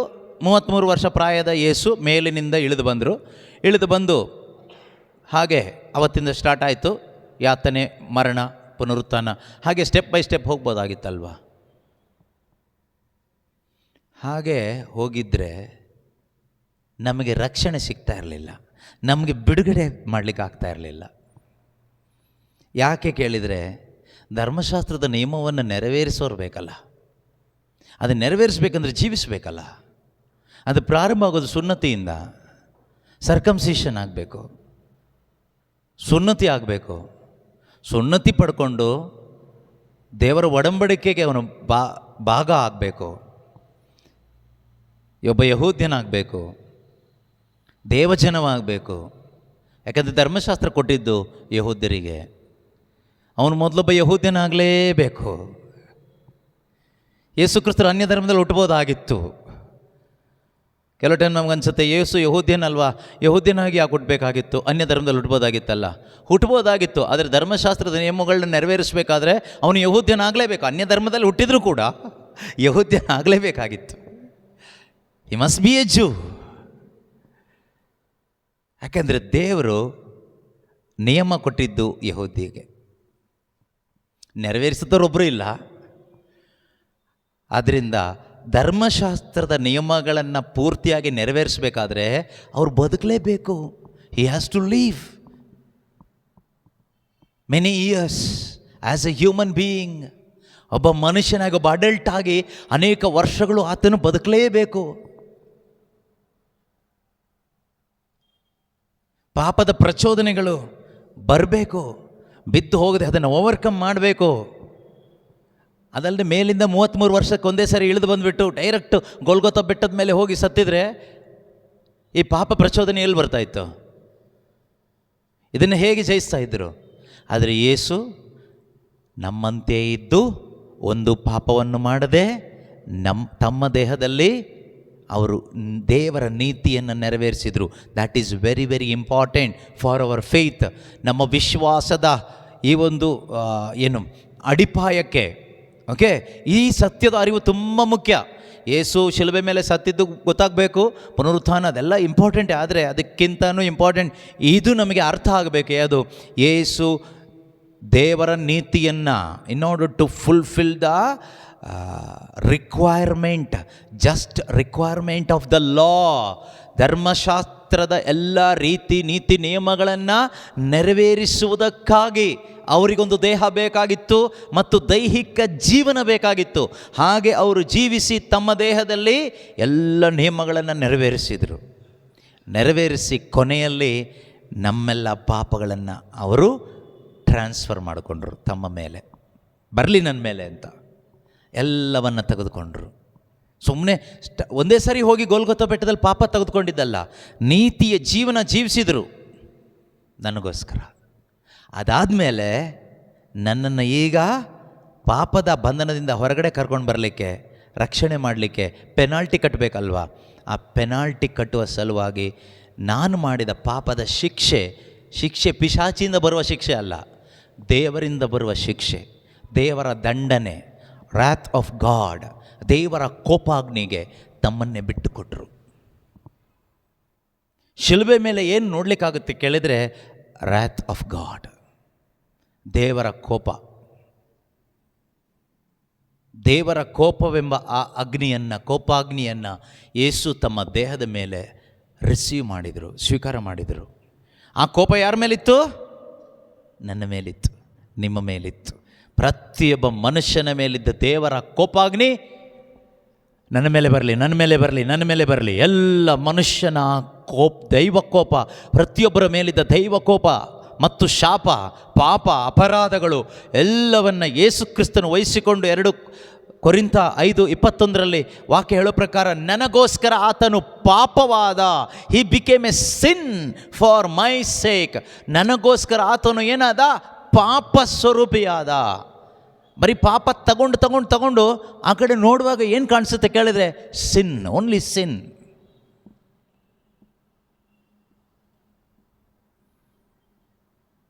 ರೋಗಿ ಅಂತ ಹೇಳ್ತೀವಲ್ಲ, ಆ ಥರ ಅಲ್ಲ. ರೋಗ ನಾವು ಹೇಳ್ತೀವಿ ಅವನ ದೇಹದಲ್ಲಿ ಏನು ಕಾಣಿಸುತ್ತೆ? ರೋಗ ಇರೋದು ಕಾಣಿಸುತ್ತೆ. ಆ ಥರ ಅಲ್ಲ. ಯೇಸುವಿನಲ್ಲಿ ಪಾಪ ಅಲ್ಲ ಕಾಣಿಸ್ತಾ ಇರೋದು, ಪಾಪಿ ಅಲ್ಲ ಕಾಣಿಸ್ತಾ ಇರೋದು, ಯೇಸುವೇ ಪಾಪವಾದರು. ಅಂದರೆ ಈಗ ಒಬ್ಬನ ದೇಹದಲ್ಲಿ ಕ್ಯಾನ್ಸರ್ ಇದೆ ಅಂತ ಇಟ್ಕೊಳ್ಳಿ, ನಮಗೆ ಅವ್ರ ದೇಹದಲ್ಲಿ ನೋಡಿ ಅಲ್ಲಿ ಕ್ಯಾನ್ಸರ್ ಕಾಣುತ್ತೆ, ಅವರು ಕ್ಯಾನ್ಸರ್ ರೋಗಿ ಅಂತ ಹೇಳ್ತೀವಿ. ಇದು ಕ್ಯಾನ್ಸರ್ ರೋಗಿ ಅಲ್ಲ, ಅವನೇ ಒಂದು ಕ್ಯಾನ್ಸರ್ ಆದ. ಇಮ್ಯಾಜಿನ್ ಮಾಡಿ, ಯೇಸು ನಮಗೋಸ್ಕರ ಪಾಪಿ ಆಗಿಲ್ಲ, ಹಿ ಬಿಕೇಮ್ ಸಿನ್. ದೇವರು ಪನಿಷ್ ಮಾಡಿದ್ದು, ನಾಶಪಡಿಸಿದ್ದು ಪಾಪಿಯನ್ನಲ್ಲ, ಪಾಪವನ್ನು. He destroyed sin in his body. That is important. ಯೇಸು ಕ್ರಿಸ್ತರು ಆ ದೇಹದಲ್ಲಿ ಪಾಪಿಯನ್ನಲ್ಲ, ಪಾಪಿ ಆಗಿದ್ದಲ್ಲ, ಅವರೇ ಪಾಪವಾದರು. ಕನ್ನಡದಲ್ಲಿ ಪಾಪ ಸ್ವರೂಪಿ ಅಂತ ಇದೆ, ಇಂಗ್ಲೀಷಲ್ಲಿ ಏನಂತ ಇದೆ? 2 Corinthians 5:21. He made him, who is that he? God the Father made him, who is that him? Jesus, to be what? To be sin, not sinner. ನಾವು ಹೇಳ್ತೀವಿ ಯೇಸು ಪಾಪಿ ಆದರು. ಪಾಪಿ ಆಗಿಲ್ಲ ಯೇಸು. ಪಾಪಿ ಆಗಿದ್ರು ಅಂದರೆ ರೋಗಿ ಆದರು ಅಷ್ಟೇ. ಅವರೇ ರೋಗವಾದರು, ರೋಗವನ್ನೇ ನಾಶ ಮಾಡಿದರು ದೇವರು. ಇನ್ನು ಮತ್ತು ರೋಗ ಎಲ್ಲಿಂದ ಬರುತ್ತೆ? ರೋಗಿಗೆ ವಾಸಿ ಆದರೆ ಮತ್ತೆ ರೋಗ ಬರೋ ಚಾನ್ಸಸ್ ಇರುತ್ತೆ ಇನ್ನೊಬ್ಬನಿಗೆ. ಆದರೆ ಇಲ್ಲಿ ಈ ರೋಗವನ್ನೇ ನಾಶ ಮಾಡಿದ್ರು. ಅರ್ಥ ಆಗ್ತಿದೆಯಾ ಏನಾದರೂ ಸ್ವಲ್ಪ? He destroyed sin in his flesh. ಅವರ ಶರೀರದಲ್ಲಿ ಪಾಪಕ್ಕೆ ಮರಣದಂಡನೆ ವಿಧಿಸಿದ್ದು, ಪಾಪಿಗಲ್ಲ. ನಾನು ಪಾಪಿ, ಆ ಪಾಪಿಗಲ್ಲ ಮರಣದಂಡನೆ ವಿಧಿಸಿದ್ದು. He punished sin in his body. ಪಾಪಕ್ಕೆ ಮರಣದಂಡನೆ ವಿಧಿಸಿದರು. ಅದಕ್ಕೆ ಪೌಲರು ಇದು ಅರ್ಥ ಆದ್ರೇ ಇದು ಅರ್ಥ ಮಾಡಿಕೊಂಡೇ ಪೌಲರು ಹೇಳಿದ್ದು, ಇನ್ನು ಮುಂದೆ ಪಾಪಕ್ಕೆ ನಿನ್ನ ಮೇಲೆ ಅಧಿಕಾರವಿಲ್ಲ. Sin has no more dominion over you because sin is punished. See the freedom in Christ. ಯೇಸು ಕ್ರಿಸ್ತರು ನಮ್ಮನ್ನು ಮಾಡಿದ ಬಿಡುಗಡೆ ನೋಡಿ ಎಷ್ಟು ಪವರ್ಫುಲ್ ಆಗಿದೆ. ನಾವಿನ್ನೂ ಯಾಕೆ ಪಾಪ ಮಾಡ್ಕೊಂಡು ಬದುಕ್ತೀವಿ ಅಂದರೆ ನಮಗೆ ಯೇಸು ಅರ್ಥ ಆಗಿಲ್ಲ. ಹೀ ಈಸ್ ಮೈ ರೈಚಸ್ನೆಸ್ ಅನ್ನೋದು ಅರ್ಥ ಆಗಿಲ್ಲ, ಹೀ ಈಸ್ ಮೈ ರಿಡಂಪ್ಷನ್ ಅನ್ನೋದು ಅರ್ಥ ಆಗಿಲ್ಲ, ಹೀ ಈಸ್ ಮೈ ಸ್ಯಾಂಕ್ಟಿಫಿಕೇಷನ್ ಅನ್ನೋದು ಅರ್ಥ ಆಗಿಲ್ಲ. ಅರ್ಥ ಆದರೆ you cannot live in sin. ಪಾಪದಲ್ಲಿ ಬದುಕಲ್ಲ. That is the power of knowing Christ. Who is he? ಯೇಸು ಯಾರು ಎಂದು ಅರಿತುಕೊಳ್ಳುವುದರ ಶಕ್ತಿ ಅಷ್ಟೊಂದಿದೆ. ನಮಗೆ ಗೊತ್ತಿರೋದೇನು? ಯೇಸು ನಮ್ಮ ರಕ್ಷಕ, ವಿಮೋಚಕ. ಯೇಸು ನಮಗಾಗಿ ಪಾಪ ಸ್ವರೂಪಿಯಾದರು, ಸತ್ತರು, ಪುನರುತ್ಥಾನರಾದರು, ಮತ್ತೆ ಬರ್ತಾರೆ. ಜನರಲ್ ನಾಲೆಡ್ಜ್ ನಮಗೆಲ್ಲರಿಗೂ ಇದೆ. ಅದಕ್ಕೆ ನಾವು ಜನರಲ್ ಆಗಿ ಬದುಕ್ತಾ ಇದ್ದೀವಿ, ಜನರಲ್ ಕಂಪಾರ್ಟ್ಮೆಂಟಲ್ಲಿ. ನಾವೊಂದು ಜನರಲ್ ಆಗಿ ಸಾಮಾನ್ಯ ಜನರು ಬದುಕುವ ಆ ಒಂದು ಪಾಪದ ಕಾಂಪ್ರಮೈಸ್ಡ್ ಲೈಫಲ್ಲಿ ಬದುಕಲಿಕ್ಕಲ್ಲ ದೇವರು ನಮ್ಮನ್ನು ಆರಿಸ್ಕೊಂಡಿರೋದು. ದರ್ ಇಸ್ ನೋ ಕಾಂಪ್ರಮೈಸ್ ಇಲ್ಲ ಇಲ್ಲಿ. ಯಾಕೆಂದರೆ the penalty he paid is, ಅದಕ್ಕೆ ಏನು ಬೆಲೆ ಕಟ್ಟಲಿಕ್ಕೆ ಆಗೋದಿಲ್ಲ.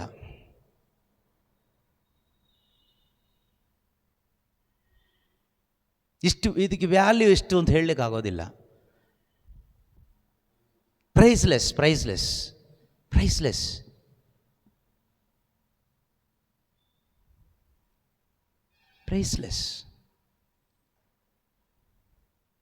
That much valuable it is.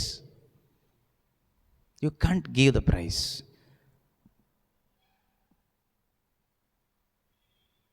ನಾವು ಅದನ್ನು ಧ್ಯಾನಿಸಬೇಕು. ಅವರು ಅನುಭವಿಸಿದ ಯಾತನೆ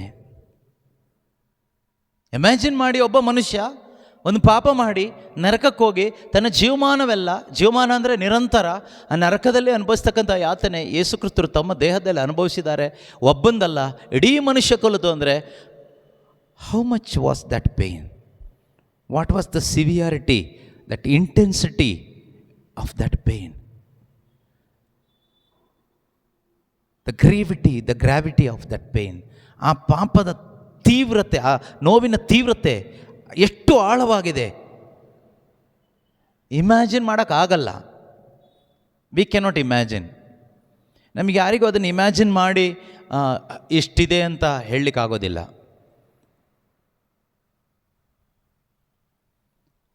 ಅಷ್ಟು ಅವರು ನಮ್ಮನ್ನು ಪ್ರೀತಿ ಮಾಡಿದ್ದಾರೆ. ಅದನ್ನು ನೀವು ಯಾವುದೇ ಹಾಡು ತಗೊಳ್ಳಿ, ಎಷ್ಟೋ ಒಳ್ಳೆ ಹಾಡುಗಳಿದೆ. ಯೇಸುವಿನ ಶಿಲುಬೆಗೆ ಸಂಬಂಧಪಟ್ಟಿದ್ದು, ಮರಣಕ್ಕೆ ಸಂಬಂಧಪಟ್ಟಿದ್ದು, ಯಾತನೆಗೆ ಸಂಬಂಧಪಟ್ಟಿದ್ದು. ಯಾವ ಹಾಡಿಂದನೂ ಅದನ್ನು ಎಕ್ಸ್ಪ್ಲೈನ್ ಮಾಡೋಕ್ಕಾಗಲ್ಲ. ಎಷ್ಟೋ ಬೋಧನೆಗಳಿದೆ. ಯಾವ ಬೋಧನೆಯಿಂದನೂ, ಯಾವ ಬೋಧಕನಿಂದನೂ ಅವರ ಆ pain, the agony, the pain, suffering, excruciating pain, ಯೇಸು ಹಾದು ಹೋದಂಥ ಯಾತನೆ ಯಾರಿಗೂ ಬೋಧಿಸಿ ವಿವರಿಸಲಿಕ್ಕಾಗೋದಿಲ್ಲ. ಅದೊಂದು ಪ್ರಕಟಣೆಯಾಗಿ ಪರಿಶುದ್ಧಾತ್ಮನು ನಮ್ಮೊಳಗಡೆ ಕೊಟ್ಟರೆ ಖಂಡಿತವಾಗಲೂ ನಾವು ಮಾನಸಾಂತರ ಪಡ್ತೀವಿ, ಪಾಪಕ್ಕೆ ವಿಮುಖರಾಗ್ತೀವಿ. ದೇವರೇ, ನನಗೋಸ್ಕರ ನೀನು ನನ್ನಿಂದ ಆಗದೇ ಇರತಕ್ಕಂಥದ್ದನ್ನು ನೆರವೇರಿಸಿ ನನ್ನ ಪಾಪವನ್ನು ನೀನು ಶಿಲುಬೆಗೆ ಜಡಿದು ನಿನ್ನ ದೇಹದಲ್ಲಿ ಅದಕ್ಕೆ ಮರಣದಂಡನೆ ವಿಧಿಸಿ ಅದು ಎಂದೆಂದಿಗೂ ಮರಳಿ ಬಾರದ ಹಾಗೆ ಅದನ್ನು ನಾಶ ಮಾಡಿ ಹಾಕಿದೆಯಲ್ವಾ. 1 John 3:8 ಏನು ಹೇಳುತ್ತೆ? ಯೋಹಾನನು ಬರೆದ ಮೊದಲನೇ ಪತ್ರಿಕೆ 3ನೇ ಅಧ್ಯಾಯ 8ನೇ ವಾಕ್ಯ. 1 ಯೋಹಾನ 3:8 ಬಹಳ ಸುಂದರವಾದ ವಾಕ್ಯ. ಪಾಪ ಮಾಡುವವನು ಸೈತಾನನ ಸಂತಾನದವನು. ಅದು ಯಾವುದೇ ರೀತಿ ಪಾಪ ಇರಲಿ, ಪಾಪ ಮಾಡುವವನು ಯಾವತ್ತಿದ್ರು ಯಾರ ಸಂತಾನ? ಸೈತಾನನ ಸಂತಾನದವನು. ದೇವರ ಸಂತಾನ ಆಗ್ಲಿಕ್ಕೆ ಆಗೋದಿಲ್ಲ. ಕ್ರಿಶ್ಚಿಯನ್ ಆಗಿರ್ಬೋದು, ಕ್ರಿಶ್ಚಿಯನ್ ಅಲ್ಲದೇ ಇರೋರು ಆಗಿರ್ಬೋದು. ಪಾಪ ಮಾಡುವವನು ಸೈತಾನನ ಸಂತಾನದವನು. ಸೈತಾನನು ಆದಿಯಿಂದಲೂ ಪಾಪ ಮಾಡಿಕೊಂಡೇ ಬಂದವನು.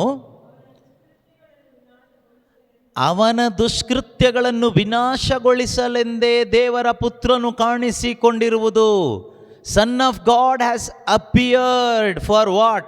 To destroy the work of the devil. ಏನಂತ ಇದೆ ಇಂಗ್ಲೀಷಲ್ಲಿ?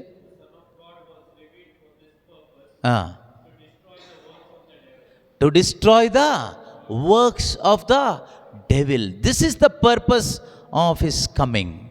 ಯೇಸು ಕ್ರಿಸ್ತರು ಬಂದಿದ್ದು ಆತನ ಆ ಕಾರ್ಯವನ್ನು ನಾಶ ಮಾಡುವುದಕ್ಕಾಗಿ. ಸೈತಾನನ ಕಾರ್ಯ ಯಾವುದು? ಸಿನ್. ಇಲ್ಲೀಗಲ್ ಆಗಿ ನಮ್ಮನ್ನ ಕರ್ಕೊಂಡು ಹೋಗಿಲ್ಲ, ಲೀಗಲ್ ಆಗಿ ಎತ್ಕೊಂಡು ಹೋದ. ಆದರೆ ವಂಚಿಸಿದ್ದು ಅದು ವಂಚನೆ. ಅಲ್ಲಿ ಲೀಗಲ್ ಅನ್ನೋ ವರ್ಡ್ ಹಾಕಲೇಬಾರದು. ಹಿ ಡಿಸೀವ್ ಮಾಡಿ ನಮ್ಮನ್ನು ಲೀಗಲ್ ಆಗಿ ತೆಗೆದುಕೊಂಡು ಹೋಗಿ ಬಂಧಿಸಿಟ್ಟ. ಆದರೆ god is great. Satan never be great. God is always great. ಸೈತಾನ ಉಂಟಾಗುವುದಕ್ಕಿಂತ ಮೊದಲೇ ದೇವರು ಸಾಲ್ವೇಷನ್ ಪ್ಲ್ಯಾನ್ ಮಾಡಿದರು. ರಕ್ಷಣೆಯ ಪ್ಲ್ಯಾನ್ ದೇವರು ಮೊದಲೇ ಮಾಡಿದರು. ಆದ್ದರಿಂದ ಸೈತಾನ ಹೀಗೆ ಮಾಡಿ ಲೀಗಲಿ ಕದ್ಕೊಂಡು ಹೋದ್ಮೇಲೆ ಆಮೇಲೆ ಲೀಗಲ್ ಆಗಿ ದೇವರು ಮನಸ್ಸು ಮಾಡಿ ಬಂದಿದ್ದಲ್ಲ. This was planned before the ages began. God planned our salvation. ನಮ್ಮ ರಕ್ಷಣೆಯನ್ನು ಅವರು ಮೊದಲೇ ನಿರ್ಧಾರ ಮಾಡಿದರು. It decided. ಅದರ ಪ್ರಕಾರ ಅವರು ಬಂದರು ಲೀಗಲ್ ಆಗಿನೇ, ಇಲ್ಲಿಗಲ್ ಆಗಿ ಅಲ್ಲ, ಲೀಗಲ್ ಆಗಿನೇ ಎಲ್ಲ ಮುಗಿಸಿ ದೇವರಿಗೆ ಹೇಳ್ತಾರೆ, ಅಪ್ಪ ಎಲ್ಲವೂ ನೆರವೇರಿತು. It is finished. ಟೆಟೆಲೆಸ್ಟೈ. I have finished everything legally. Now release them. ಈಗ ಅವ್ರನ್ನ ರಿಲೀಸ್ ಮಾಡಿ. ಈಗ ರಿಲೀಸ್ ಮಾಡಿ ಅನ್ನೋದಕ್ಕಿಂತ ನಾವು ಗಿವ್ ಮಿ ದ ಅಥಾರಿಟಿ. ನನಗೆ ಅಧಿಕಾರ ಕೊಡಿ, ಪ್ರತಿಯೊಬ್ಬರ ಮೇಲೆ ಅಧಿಕಾರ ಕೊಡಿ. ಯೇಸು ಹೇಳ್ತಾರೆ ಪುನರುತ್ಥಾನರಾಗಿ ಬಂದ ಮೇಲೆ, ಭೂಮಿಯಲ್ಲೂ ಸ್ವರ್ಗದಲ್ಲೂ ಸರ್ವಾಧಿಕಾರವನ್ನು ನನಗೆ ಕೊಡಲಾಗಿದೆ. Now if you believe in Jesus Christ, you are not under Satan and sin, you are under the grace of God. ಎಷ್ಟು ಚೆನ್ನಾಗಿದೆ ವಾಕ್ಯ ಅಲ್ವಾ? ರೋಮನ್ರಿಗೆ ಬರೆದ ಪತ್ರಿಕೆ 6ನೇ ಅಧ್ಯಾಯದಲ್ಲಿ ಪೌಲರು ಹೇಳ್ತಾರಲ್ವ, ಲಾಸ್ಟ್ ವಾಕ್ಯ ಸಾಕು, ಇದು ವಿವರಿಸ್ತಾ ಹೋದರೆ ದೇವರ ಕರುಣೆಗೆ ಕೊನೆಯೇ ಇರೋದಿಲ್ಲ, ಅಷ್ಟು ಚೆನ್ನಾಗಿದೆ. 6ನೇ ಅಧ್ಯಾಯದಲ್ಲಿ ರೋಮನ್ಸ್ ಚಾಪ್ಟರ್ 6 ವರ್ಸ್ 13, 6ನೇ ಅಧ್ಯಾಯ 13ನೇ ವಾಕ್ಯ. ಏಕೆಂದರೆ 14ನೇ ವಾಕ್ಯ, ಏಕೆಂದರೆ ಪಾಪವು ಇನ್ನೆಂದಿಗೂ ನಿಮ್ಮ ಮೇಲೆ ದಬ್ಬಾಳಿಕೆ ನಡೆಸಲು ಆಗದು. Sin cannot have dominion over you. Main not ಅಲ್ಲ, cannot. Sin can not. See the boldness of the Holy Spirit. ಕಿವಿಯುಳ್ಳವನು ಆಲಿಸಲಿ. ಸಭೆಗೆ ದೇವರಾತ್ಮ ನುಡಿಯುವುದನ್ನು ಕಿವಿಯುಳ್ಳವನು ಆಲಿಸಲಿ. What is written here is truth. This truth, when you know this truth, you will be set free. ಈ ಸತ್ಯ ಇದು ಅರಿತುಕೊಂಡಾಗ ಇನ್ ಫ್ರೀ. ಏಕೆಂದರೆ ಪಾಪವು ಇನ್ನೆಂದಿಗೂ ನಿನ್ನ ಮೇಲೆ ದಬ್ಬಾಳಿಕೆ ನಡೆಸಲಾಗದು. ನೀನಿನ್ನು ಧರ್ಮಶಾಸ್ತ್ರಕ್ಕೆ ಅಧೀನನಲ್ಲ. ಯಾವುದಕ್ಕೆ ಅಧೀನನು? ದೇವರ ಅನುಗ್ರಹಕ್ಕೆ. You are not under the law but under Christ Jesus, under the grace of God. ಎದ್ದು ನಿಂತ್ಕೊಳ್ಳೋಣ.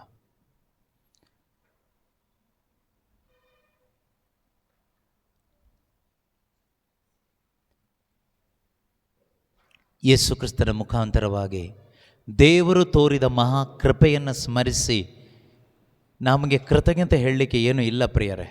V have no words to thank God for what he has done for us. Only thing God is expecting from us, he wants each and every one of us to be his children. God wants each and every one of us to obey Christ.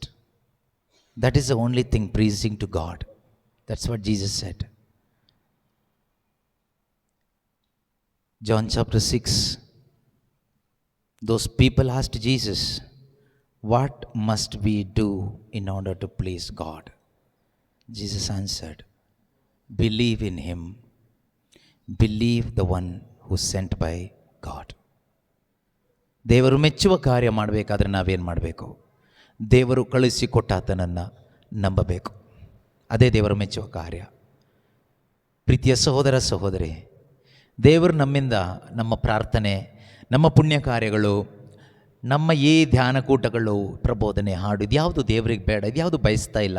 ದೇವರು ಬಯಸ್ತಾ ಇರೋದಿಷ್ಟೇ, ಪುತ್ರನಿಗೆ ಸಾಕ್ಷಿಗಳಾಗಿ ಬದುಕ್ರಿ, ನನ್ನ ಮಗನ ಅನ್ಯೋನ್ಯತೆಯಲ್ಲಿ ಬದುಕ್ರಿ, ನನ್ನ ಮಕ್ಕಳಾಗಿ ನೀವು ಬದುಕ್ರಿ. ಒಂದು ನಿಮಿಷ ಕಣ್ಣುಗಳನ್ನ ಮುಚ್ಚಿ, ನಿಮ್ಮಲ್ಲಿ ಯಾರಿಗಾದರೂ ನನ್ನ ಜೀವನವನ್ನು ಯೇಸುವಿಗೆ ಒಪ್ಪಿಸ್ಕೊಡ್ತೀನಿ, ದೇವರು ನನ್ನನ್ನು ಸೃಷ್ಟಿ ಮಾಡಿದ್ದು ಯೇಸು ಕ್ರಿಸ್ತನಿಗೋಸ್ಕರ, ಆದ್ದರಿಂದ ಆ ಯೇಸುವಿಗೆ ಇನ್ನು ಮುಂದೆ ನನ್ನ ಜೀವನವನ್ನು ಕೊಡ್ತೀನಿ, ಇನ್ನು ಮುಂದೆ ನಾನು ನನಗಾಗಿ, ಯಾವುದೇ ಮನುಷ್ಯನಿಗಾಗಿ ನಾನು ಬದುಕೋದಿಲ್ಲ. I will not live for my own self, I won't live for any human being, I live for my Lord, my God, my Saviour, my Redeemer, Jesus Christ, who saved me from the sin, who saved me from eternal damnation, who saved me for himself forever. ನನ್ನನ್ನು ಎಂದೆಂದಿಗೂ ಪಾಪದಿಂದಲೂ, ಪಾಪದ ಮರಣದಿಂದಲೂ, ಸೈತಾನನ ಅಧೀನದಿಂದಲೂ, ನಿತ್ಯ ಮರಣದಿಂದಲೂ ನನ್ನನ್ನು ಬಿಡುಗಡೆ ಮಾಡಿ ಎಂದೆಂದಿಗೂ ತನಗಾಗಿ ಮಾತ್ರ ಇರಲು ರಕ್ಷಣೆ ಮಾಡಿದ, ದೇವರ ಮಗನಾಗಿ ಮಗಳಾಗಿ ಬದುಕಲು ನನ್ನನ್ನು ರಕ್ಷಿಸಿದ ಆ ಯೇಸು ಕ್ರಿಸ್ತನಿಗಾಗಿ ನಾನು ಬದುಕುತ್ತೇನೆ ಎಂದು ಒಂದು ಒಳ್ಳೆಯ ತೀರ್ಮಾನ ಮಾಡಿ ಜೀವನವನ್ನು ನಾವು ಒಪ್ಪಿಸಿಕೊಡೋಣ. ಪ್ರಿಯರೇ, ಒಪ್ಪಿಸಿಕೊಡಲು ಮನಸ್ಸಿರುವ ಪ್ರತಿಯೊಬ್ಬರು give your life to Jesus, offer yourself to Jesus. ನಿಮ್ಮನ್ನೇ, ನಿಮ್ಮ ಜೀವಿತವನ್ನೇ ದೇವರಿಗೆ ಒಪ್ಪಿಸ್ಕೊಡಿ. ಈ ಒಂದು ಸಮಯದಲ್ಲಿ ನೀನು ಒಪ್ಪಿಸಿಕೊಡೋದಾದರೆ ಖಂಡಿತ ಸಹೋದರ ಸಹೋದರಿ, ಪವಿತ್ರಾತ್ಮನ ಶಕ್ತಿ ನಿನ್ನ ಮೇಲೆ ಬರುವುದು, ನೀನು ಪವಿತ್ರಾತ್ಮನ ಶಕ್ತಿಯಿಂದ ತುಂಬಲ್ಪಡ್ತೀಯ. ಆದುದರಿಂದ ದೇವರ ಆತ್ಮನ ಆ ಒಂದು ಶಕ್ತಿಯನ್ನು ದಾಹದಿಂದ ಪ್ರಾರ್ಥಿಸುತ್ತಾ, ಯೇಸುವೇ ನನ್ನ ಜೀವನವನ್ನು ನಾನು ನಿನಗೆ ಒಪ್ಪಿಸಿಕೊಡ್ತಾ ಇದ್ದೇನೆ. Lord, here I am, I surrender my life to you Lord, my Lord and my God, I surrender my whole being to you Lord. I am no more for myself Lord, I belong to you Jesus, I belong to you Jesus. ಇನ್ನೆಂದಿಗೂ ನಾನು ನನಗಾಗಿ ಬದುಕೋದಿಲ್ಲ ಕರ್ತನೇ, ನನಗಾಗಿ ಪ್ರಾಣ ಕೊಟ್ಟ ಆ ಘೋರ ಮಹಾಯಾತನೆ ಅನುಭವಿಸಿ ನನ್ನನ್ನು ನಿತ್ಯ ಮರಣದಿಂದ ಬಿಡುಗಡೆ ಮಾಡಿದ, ಸೈತಾನನ ಹಿಡಿತದಿಂದ ಬಿಡುಗಡೆ ಮಾಡಿ ಯೇಸುವೆ ಕೃಪೆಯಿಂದ ತುಂಬಿಸಿದಂತಹ ನಿನಗಾಗಿ ನನ್ನ ಜೀವನವನ್ನು ಕೊಡ್ತಾ ಇದ್ದೇನೆ ಕರ್ತನೇ. ಇನ್ನು ಮುಂದೆ ನಾನು ಬದುಕಬಾರ್ದು, ನೀನು ನನ್ನಲ್ಲಿ ಬದುಕಬೇಕು. ಇನ್ನು ಮುಂದೆ ನಾನು ಕಾರ್ಯ ಮಾಡಬಾರ್ದು, ನನ್ನ ಮುಖಾಂತರ ನೀನು ಕಾರ್ಯ ಮಾಡಬೇಕು ಕರ್ತನೆ. ಈ ದೇಹ ನನಗಾಗಿ ಅಲ್ಲ, ನಿನಗಾಗಿ ನಿನಗಾಗಿ ನಿನಗಾಗಿ ಉಪಯೋಗವಾಗಬೇಕು ಯೇಸುವೆ. Hallelujah, hallelujah, hallelujah. ಅಪ್ಪ ತಂದೆಯಾದ ದೇವರೇ, ಯಾರೆಲ್ಲ ಸಮರ್ಪಿಸಿ ಕೊಡ್ತಾ ಇದ್ದಾರೋ, ಪ್ರಾರ್ಥಿಸ್ತಾ ಇದ್ದಾರೋ, ಪ್ರತಿಯೊಬ್ಬರ ಮೇಲೆ ನಿನ್ನ ಆತ್ಮನನ್ನು ಕಳಿಸಿಕೊಡಪ್ಪ. ಪ್ರತಿಯೊಬ್ಬರು ನಿನ್ನ ಆತ್ಮನಿಂದ ತುಂಬಲ್ಪಡಲಿ ಅಪ್ಪ, ಪ್ರತಿಯೊಬ್ಬರು ನಿನ್ನ ಆತ್ಮನ ಬಲದಿಂದ ತುಂಬಲ್ಪಡಲಿ ಅಪ್ಪ. ಒಂದು ಹೊಸ ಅಭಿಷೇಕ ಸ್ವೀಕಾರವಾಗಲಿ, ಒಂದು ಹೊಸ ಉಜ್ಜೀವನ ಉಂಟಾಗಲಿ, ಒಂದು ಹೊಸ ಜೀವನ ಉಂಟಾಗಲಿ. ಎಲ್ಲ ಪಾಪದ ಆಸಕ್ತಿಗಳು ಲಯವಾಗಿ ಹೋಗಲಿ, ಪಾಪದ ಅಧೀನ ನಾಶವಾಗಿ ಹೋಗಿದೆ ಯೇಸು ಕ್ರಿಸ್ತನ ಶಿಲುಬೆ ಮರಣದ ಮುಖಾಂತರವಾಗಿ. ಆದುದರಿಂದ ಇನ್ನು ಮುಂದೆ ನೀವು ಯಾರೆಲ್ಲ ಒಪ್ಪಿಸಿಕೊಟ್ಟಿದ್ದೀರೋ ಯೇಸುವಿಗೆ, ನಿಮ್ಮ ಜೀವನವನ್ನು ಒಪ್ಪಿಸಿಕೊಟ್ಟಿದ್ದೀರೋ, ನೀವು ಪಾಪದ ಅಧೀನದಲ್ಲಿ ಇಲ್ಲ, ನೀವು ಕೃಪೆಯ ಅಡಿಯಲ್ಲಿದ್ದೀರಿ. Thank you Lord, thank you Jesus. Hallelujah. ಯೇಸುವೇ ಸ್ತೋತ್ರ, ಸ್ತೋತ್ರ, ಸ್ತೋತ್ರ, ಸ್ತೋತ್ರ, ಸ್ತೋತ್ರ, ಸ್ತೋತ್ರ ಅಪ್ಪ, ಸ್ತೋತ್ರ ಅಪ್ಪ.